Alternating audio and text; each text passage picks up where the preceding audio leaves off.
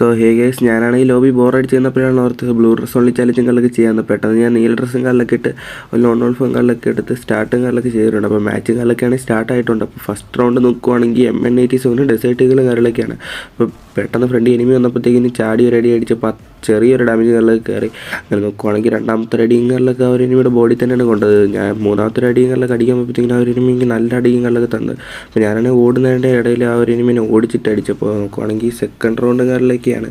അപ്പോൾ ആ ഒരു എനിമിയാണ് മിഡ് റേഞ്ചിലും കയറിലൊക്കെ കയറി വന്നുണ്ടായിരുന്നു. അപ്പോൾ കയറി വന്നപ്പോഴത്തേനും ആ ഒരു എനിമിയുടെ തലങ്ങളൊക്കെ നമ്മൾ അടിച്ചങ്ങ് പൊളിച്ചു. പിന്നെയാണ് മൂന്നാമത്തെ റൗണ്ടുകളിലേക്കാണ് ആ ഒരു എനിമി ഷോർട്ട് റേഞ്ച് M82 കള്ളൊക്കെ ആയിട്ട് വന്നപ്പോഴത്തേക്കിനും ഞാനൊരു 150 കൊടുത്ത് ആ ഒരു എനിമി എനിക്ക് തിരിച്ചൊരു 150 കള്ളൊക്കെ തന്നു.